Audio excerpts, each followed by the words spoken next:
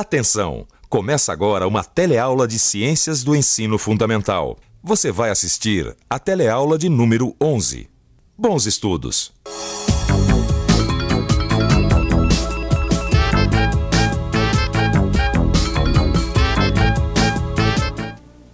Vera Lúcia, você não pode contar isto pra Verinha. Ela não vai suportar. Posso sim, é o meu dever. Minha filha, eu preciso te revelar um segredo. Seu verdadeiro pai é o Não acredito. Por que parou?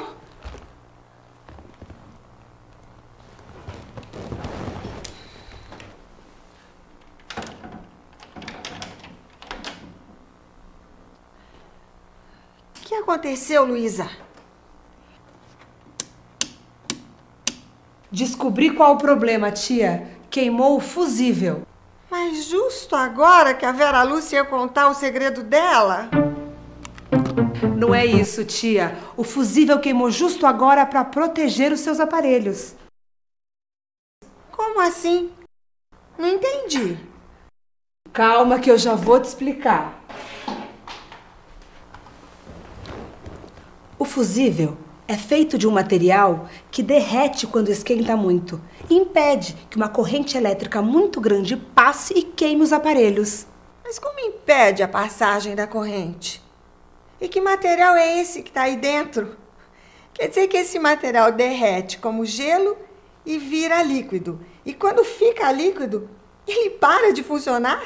É isso? Calma, que essas são algumas das perguntas que a gente vai responder na nossa teleaula de hoje. Na teleaula de hoje, vamos estudar um grupo de substâncias que formam o nosso planeta, os metais. Nós vamos identificar as diferenças entre os metais e os outros elementos a partir de suas propriedades e descobriremos que até quando estão derretidos, os metais conduzem eletricidade. Estudaremos também para que servem os metais e quais as suas características.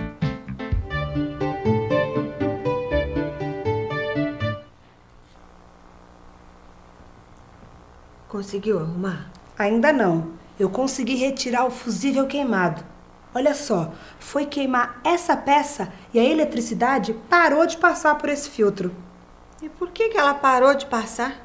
Porque dentro do fusível tem um fio de metal que permite a condução da eletricidade. E esse fio de metal se rompeu. A senhora poderia me responder o que é isso? Ai, eu não sei, meu filho. Não tem nem ideia? Não tem não, com certeza. Quer arriscar? Vou tentar um pouco para ver. Então diga o que a senhora acha que é isso. Acho que é uma bateria de uma coisa assim que eu não sei, né? Isso aqui? Sim. Fusível. É uma sobrecarga, isso daí queima. É conectado no quadro, né? E quando há uma descarga elétrica, eles seguram a energia, né? A descarga, né? Então é uma peça de segurança. Isso, com certeza. E você sabe me explicar como que funciona algum deles aqui? Ah, sei. Isso aqui é um fusível NH, tá entendendo? Uhum. Então isso aqui nem usa mais. Isso aqui, por exemplo. Isso aqui a gente usa em seccionadora, em chave seccionadora. Certo. Isso aqui a gente nem usa mais, isso aqui é o tempo do meu avô. Mas é um fusível? É um fusível, com certeza. E esses menores? Isso aqui usa em rádio, em tipo eletrodoméstico, essas coisas aí. Essas peças aqui são fusíveis. Eles são dispositivos que encontramos em alguns aparelhos da casa e também nos carros. O fusível serve para a proteção de circuitos elétricos e é constituído de um material que funde, interrompendo o circuito quando a corrente que o percorre ultrapassa um valor determinado. É incrível que por causa de uma pecinha dessas, os meus aparelhos pararam de funcionar. Na verdade, tia, é o metal que está dentro do fusível que faz o serviço. Um metal? Mas o que o metal tem a ver com corrente elétrica? É que o metal, ao contrário de outros materiais, é um bom condutor de eletricidade. Que outros materiais? Como é que dá para saber isso? Vamos conferir isso numa experiência. Para conferir quais elementos são bons ou maus condutores de eletricidade, vamos realizar a seguinte experiência. Nós pegamos uma pilha grande, uma lâmpada e 3 pedaços de fio elétrico. Bom, Primeiro, conectamos os fios à pilha. Depois, seguramos um dos fios ligados à pilha e conectamos à lâmpada. Uma das pontas do outro fio conectado à pilha ficará solta. Por fim, ligamos uma das pontas do último fio à lâmpada. E a outra ponta também deixamos solta. Com todas as peças conectadas, nós temos aqui um pequeno circuito elétrico. Mas antes de testar com metais, vamos ver se outros materiais são bons condutores de eletricidade.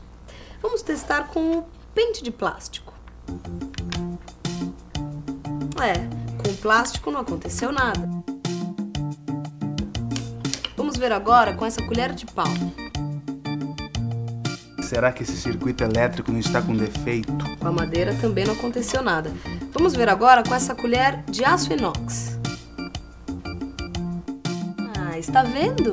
Com o metal, a corrente elétrica passa. Mas com qualquer metal vai ser igual?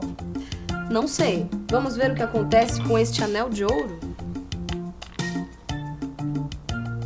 Uau! O ouro é um bom condutor de eletricidade. Bom, isso significa que cada material tem uma determinada condutividade elétrica.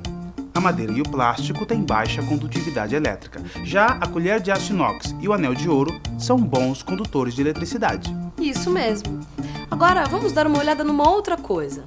Com a experiência, a gente conseguiu ver bem a diferença de condutividade entre um material e o outro.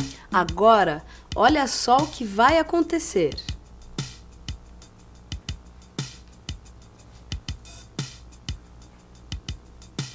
Ih, vai pegar fogo. Espera. Olha só que interessante. Ué, por que apagou? Porque quando estão no estado sólido, os fios da esponja de aço conduzem eletricidade. Mas quando eles se fundem, os fios se quebram e interrompem o contato. Quer dizer que quando um metal atinge seu ponto de fusão, isso quer dizer que ele muda sua capacidade de condução elétrica? Não, não é bem isso. É que ao se fundir, o filamento muda sua forma.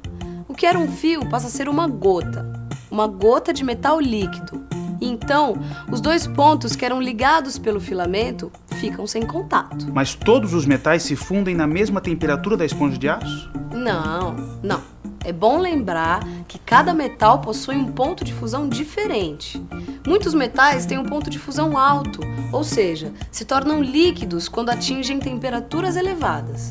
Mas o fato dos metais terem pontos de fusão diferentes não altera a sua utilidade? Vamos pensar um pouco? Vamos pensar um pouco. Alguns metais são utilizados comumente nas instalações elétricas.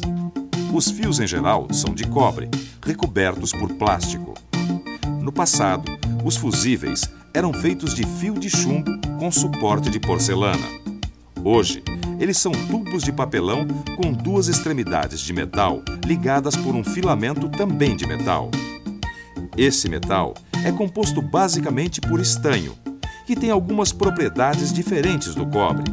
Além de sua cor diferente, ele se funde mais facilmente que o cobre.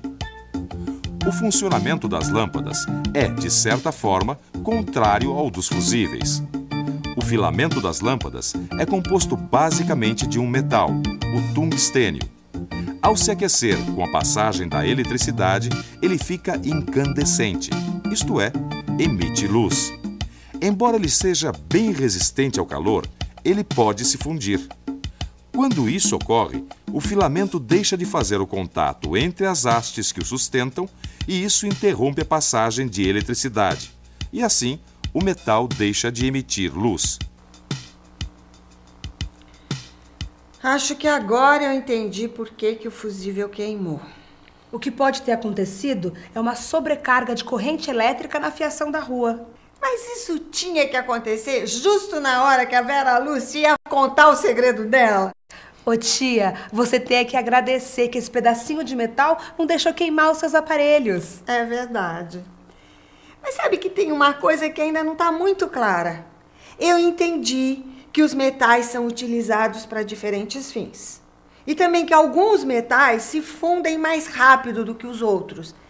Mas uma coisa que ainda não está muito clara é como identificar esses metais na natureza. Para identificar os metais na natureza, a gente tem que fazer algumas pesquisas mais aprofundadas, pesquisas geológicas. E no nosso país, no Brasil, tem uma vegetação que cobre as rochas. Então a gente não consegue ver o que está por debaixo do solo e das florestas. Então, para isso é necessário fazer todo um trabalho geológico de investigação, por exemplo, a perfuração. É feita uma sondagem, às vezes profunda, 200, 300 metros, e a partir da obtenção de um testemunho dessa rocha, a gente pode olhar e ver se tem aquele metal ou não. Às vezes tem alguns metais que estão num material que não é visível com aquele aspecto típico do metal, aquele aspecto metálico que todo mundo conhece. Aí é preciso pegar essa amostra, levar para um laboratório e fazer uma análise química, às vezes até uma análise química um pouco mais refinada, para ver se aquele elemento metálico está presente naquele material. Mas, por exemplo, tem alguns materiais, que nem a bauxita, parece um bloco de terra, né? E ela tem muito alumínio dentro daquele material. Então, por exemplo, o ouro, né? O ouro é visível, né? Vocês vão poder ver pelas amostras, aquele aspecto dele, o dourado dele é diferente dos outros minerais. Desse jeito fica bem mais fácil reconhecer os metais. Mas tem outra forma de saber se um determinado elemento é ou não um metal. E qual é? Basta você olhar uma tabela periódica. E como é uma tabela periódica? Isso é uma tabela periódica dos elementos químicos. Uma tabela periódica é a disposição sistemática dos elementos em função de suas propriedades. Como podemos ver, os elementos são organizados em linhas, que correspondem aos períodos. E os elementos da tabela também estão organizados em colunas, que formam os grupos. Quem primeiro organizou os elementos químicos em uma tabela, segundo suas características periódicas, foi um químico russo chamado Dmitry Mendeleev. Isso aconteceu por volta de 1870. Mendeleev compreendeu que algumas substâncias apresentavam propriedades parecidas e que se repetiam com certa regularidade, formando os períodos. Mendeleev percebeu também, por exemplo, que o sódio, o potássio e o rubídio têm certas propriedades não encontradas em outros metais. O mesmo acontece com o magnésio, cálcio e o estrôncio, que têm algumas propriedades em comum. A partir desses estudos, Mendeleev organizou os elementos químicos segundo essas características periódicas. Por isso o nome de tabela periódica. Agora vai ficar tudo certo aqui. E pensar que a gente descobriu tudo isso porque o fusível queimou e atrapalhou o nosso filme. Mas pra gente não esquecer de nada, que tal fazer uma revisão? E atenção, se liga aí que é hora da revisão. Na teleaula de hoje, conhecemos um grupo de elementos químicos fundamentais para o nosso dia a dia, os metais. Descobrimos que diferentes substâncias podem conduzir eletricidade ou não, e que os metais são excelentes condutores de eletricidade. Vimos também que alguns metais se fundem com mais facilidade do que os outros, e como isso interfere nas aplicações de cada metal. Por fim, compreendemos o que é e como se organiza a tabela periódica. E agora, tá tudo certo pra gente ver o filme? Tudo certo. E depois de tudo que aprendemos na teleaula de hoje, a gente merece descobrir o segredo que a Vera Lúcia guardou por tantos anos. Até a próxima teleaula!